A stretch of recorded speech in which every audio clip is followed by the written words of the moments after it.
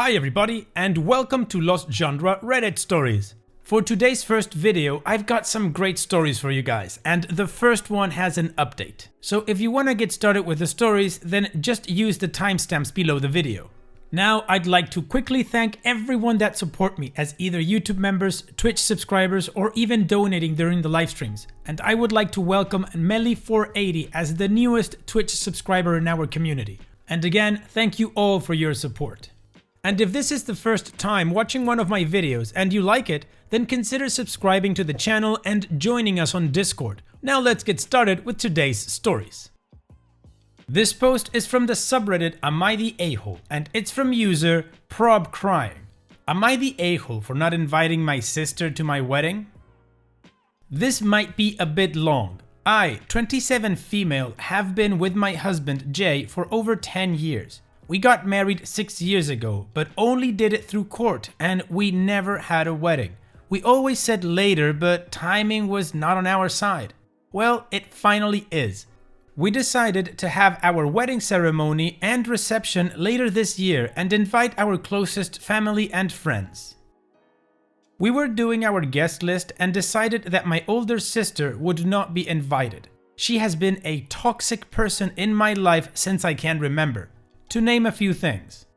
When I started dating Jay, she used to tell him that he could do so much better than me.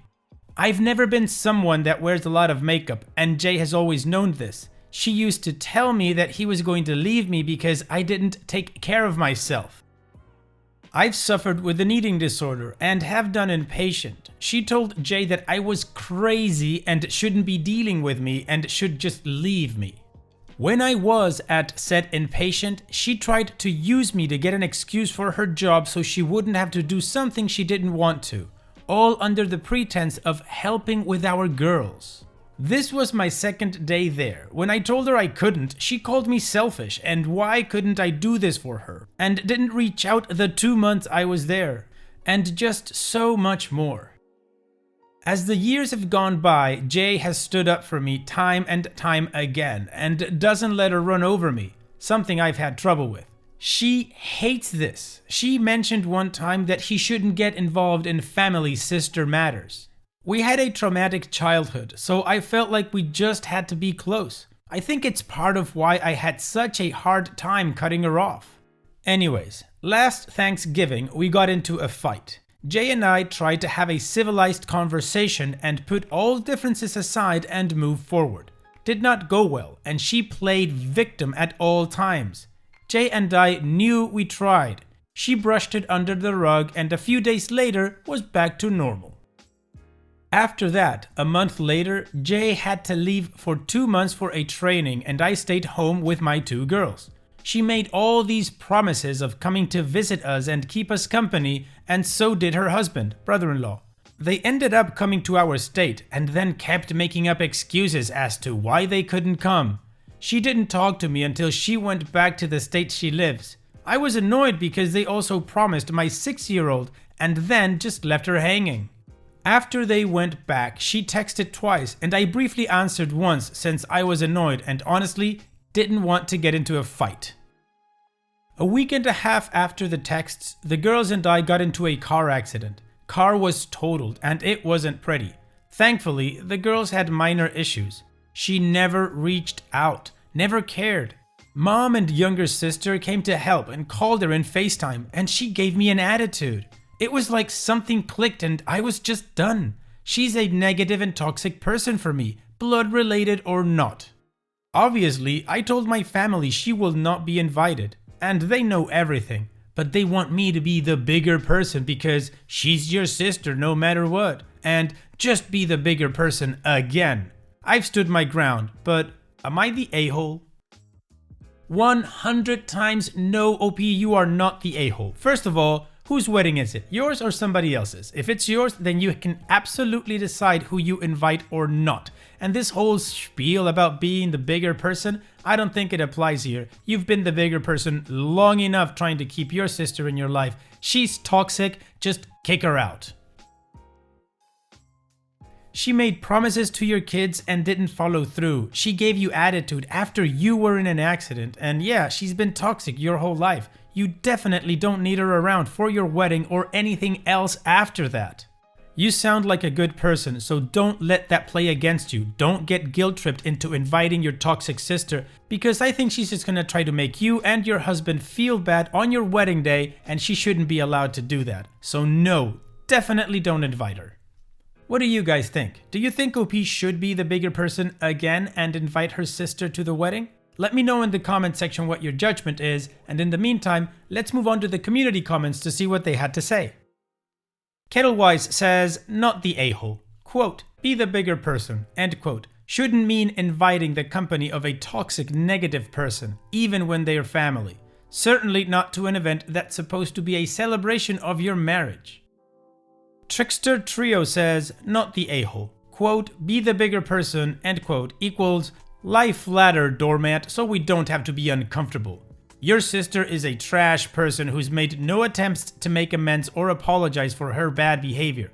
The consequence is she misses out on life events because she's proven herself to make drama out of nothing. If they try to guilt trip you with, that's how she is, counter with, this is how I am, I won't be disrespected on my wedding day, drop it or drop out.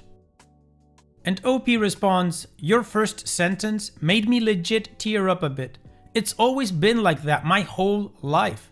I've had them say that because of my mental illness, they have to walk around eggshells with me.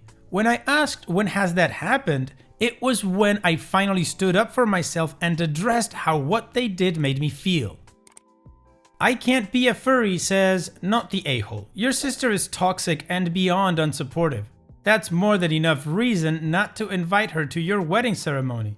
Also, nobody who tells you to just be the bigger person actually cares about your feelings. A wedding ceremony is a very personal thing, and nobody deserves an invitation. That's something your sister has to earn. And now an extract from a comment from OP that gives a little bit more context. I wish I knew too. Due to character limits, I couldn't go into detail about everything and could only provide a few examples of things she has done to me. The thing is, she's the firstborn and the oldest. She has always been the favorite. I have accepted it. Even people that know us, like other family members or friends of the family, know she's my mom's favorite. My mom will always back her up and find an excuse for whatever she does. So the community agrees with OP that she should not be inviting her toxic sister to the wedding. Now, this post is from 17 days ago, and OP has given us an update. So let's move on with the update to see what happened after this. Okay, so first of all, thank you all for all of your comments. My husband and I loved reading all of them and all of your advice.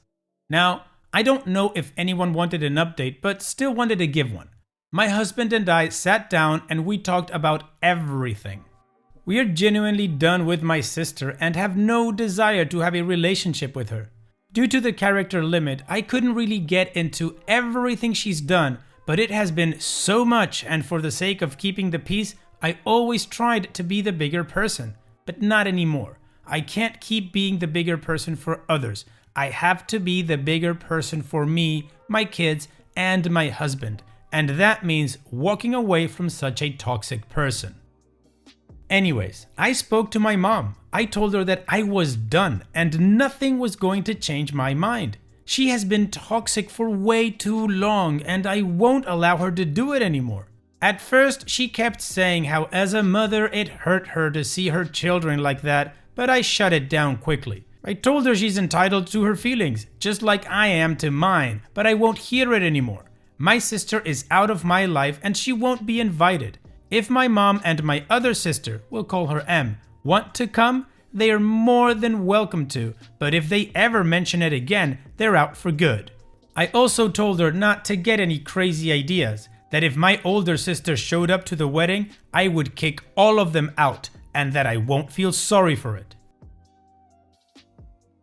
The conversation went well and she understood where I was coming from and said she won't talk about it, her, anymore. My mom knows that when I'm set on something, nothing can change my mind, so she didn't even try. My mom and M are also on an information diet, just because I want to keep things more quiet and between my husband and I. I also don't want my older sister knowing anything. That was pretty much it. We put our deposit down, so we're officially having our wedding after so long. Smiley face. Thank you all once again. Good for you, OP, for standing up for yourself in such great fashion. You told your mom that she just needed to sit down and shut up, and that's what she's going to do. So once again, good for you. And hopefully by the time your wedding is going to be, everything will be somewhat back to normal and you can have an awesome day surrounded by the people that you both love. And on that note, let's move on to the next post. This post is from the subreddit Relationship Advice, and it's from user Throwaway48236. How to handle knowing you're probably going to break up? Classic, he doesn't know if he wants kids and I do, but with a twist. My 28 female partner, 30 male, of 2.5 years and I are in a difficult situation. We live together and have for 1.5 years. We are very much in love and want to spend the rest of our lives together, but our views on kids is putting that in jeopardy. When we first started getting serious, I was very upfront with him about my desire to one day have children, at least one, ideally two, but not for a long time. I tend to think of 34 or 35 as the potential age I would want to get pregnant, but that's only because of biology. I wish I could wait until I'm like 50, but as a woman, that is not an option for me. I was very clear that if being with me was a long-term goal, this was a deal breaker for me and he should be aware. He told me he had never dreamed of having kids like I had, but ultimately, yes, he would have kids with me one day. If he hadn't said that, I would not have gotten serious with him. Last summer, he very casually mentioned one day that he didn't know if he was going to have kids. I was pretty shocked and reminded him of what he told me, but he said he just didn't know anymore. He didn't want to say he would have kids if he wasn't really sure, which I'm thankful for, but it really came out of nowhere and threw me for a loop. It's not like he dislikes children or doesn't see himself as a good father, but more that he's not sure he could give up the child-free lifestyle. I agree, it would be hard and completely understand the benefits of being child-free. More income, 10,000 times less responsibility to say the least. However, my desire always ends up outweighing my doubts. Because he is so unsure rather than completely against the idea, we stayed together and continued seeing our couple's therapist. There was no urgency in me getting pregnant, so we could take the time to figure things out. I tried to be chill about it, but unfortunately the conversation kept coming up because of my anxiety, which made things really hard emotionally. I worried that he wouldn't make the decision until it was too late. Too late for me to get pregnant or too late for me to find another long-term partner before it was also too late for me to get pregnant. With our therapist, we decided we would table the conversation for a year, giving my anxious little heart a rest and him more time to really think about the future. So essentially, in September he will let me know if he can see having a child with me in the future and we will reevaluate. This method helped for a long time, but last weekend we ended up checking in about it and there was no change in his mind, which made me feel so hopeless. We spent all of Sunday clinging to each other, devastated about the thought of things ending. It feels like our situation of staying together unless we decide otherwise has turned into us one day breaking up unless we decide otherwise. We've been extra tender and close since kind of coming to that realization. I just feel so incredibly heartbroken already just thinking about the reality of breaking up. I can't imagine any of my life without him. I've literally had to take the day off work because I can't stop crying just from imagining it. I don't blame him, and I recognize this is very difficult for him as well, especially having to be the decision maker, essentially. I wish I could just not want to have kids, but it is not the life I want. How do I deal with this? Has anyone ever been in the same situation? Well, OP, it sounds to me like you guys are already kind of grieving the relationship ending. And that's why you guys are clinging to each other and, being like extra affectionate. I could be wrong, but that's what it sounds like to me.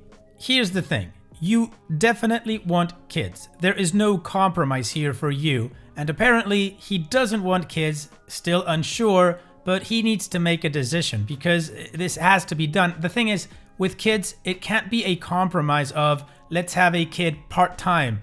It's either kid or no kid. You can't have a little bit of a kid.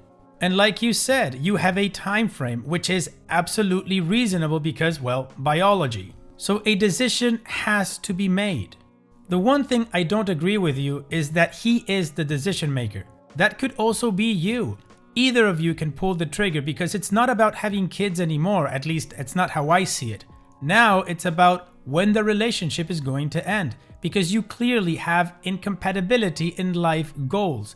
You may love him with all of your heart, but can you live with him not having kids? And can he become a father without really wanting to just because of you? That's not fair to either of you. What do you guys think? What kind of advice would you give OP? What do you make of this situation? Let me know in the comment section, and in the meantime, let's continue with the community comments to see what they told OP. Seiko Aki says, as someone who doesn't want kids, I've been there. He's a fence sitter, but sounds like he knows he doesn't want any and is trying to convince himself to maybe have one just for your sake, which is an awful idea. I'd just end it now. You both are dragging it on and making it unnecessarily harder for yourselves. You know this won't work out and you're wasting more time in a relationship that won't last. It's really painful and I get it, but the longer you drag it on, the worse it'll feel. You can compromise on many things in a relationship, but one thing you can't compromise on is children. Having a child that wasn't wanted by one or both parents will lead to a toxic household and an even more toxic relationship where the parent who wanted to remain child-free resents the other parent. In this case, he'd resent you and it'd cause a ton of issues. There's no point in staying, you need to end it sooner than later. Barnes116 says, you know it's over, accept it and move on. An unwanted child is too much to bear and not having kids when you want them is a day-by-day what if for the rest of your life. Defiant Mood 4923 says, just end it. Last year I ended a 4-year relationship for the same reason. It was difficult, but I have no regrets. Well, the community is definitely on the same page that this relationship is over and that OP should just end it. There's no point in dragging it on. Yes, of course, it is painful, but like that one commenter said, there is no compromise on kids. It's either a 1 or a 0. Hopefully OP and her boyfriend will have the tough conversation and then start working on moving on. In the meantime, let's move on to the next post. This post is from the subreddit Today I Effed Up and it's from user Dabi the Vergerac. Today I effed up by washing my hands. This happened less than 15 minutes ago. I stopped into a gas station to use the restroom. It's got multiple stalls but still small enough to be cramped. After I did my business and washed my hands, I needed to dry them. There was no air dryer, so I tried to rip off a piece of paper towel. There was some leftover towel bunched up on the side that was keeping me from making a clean tear by pulling it to my right. So in a moment of genius, I pulled it in the other direction, which made my hand fly swiftly into the backside of another man. I just spanked a complete stranger in a gas station. Now, this guy had at least 6 inches on me and 2 pounds of muscle for every 1 pound of fat my blabby ass has. He whips around to see whose ass he needs to kick and just sees me, one hand over my mouth and a wadded up paper towel in my other. Thankfully, the guy is a saint and took 2 seconds to analyze the situation, and while I frantically pointed at the paper towel dispenser and stuttered, he managed to piece together what happened and went about his business with a huff. I power walked out of there on the verge of tears. Oi, OP, I'm not sure there's a lesson to be learned here, but definitely don't spank strangers in the butt in a gas station. Oh man, imagine just being there minding your own business and some guy just spanks your behind. That's a weird situation. It's a good thing the guy didn't jump to any conclusions, or it would be a very different story you're telling right now. And it's that time that we've reached the end of the video. I hope you enjoyed today's stories. I certainly did reading them to you. So if you did, then go ahead and give the video a like, and don't forget to subscribe to the channel and become a member of our Discord community that just keeps growing, and it is fantastic. And like I said in the beginning of the video, all of the relevant links are in the video description below, so be sure to check them out. And finally, I'd like to thank you all for taking the time to watch this video. It really does mean a lot to me that you guys enjoy this content, so thank you once again. And having said all that, I will see you guys in the next video.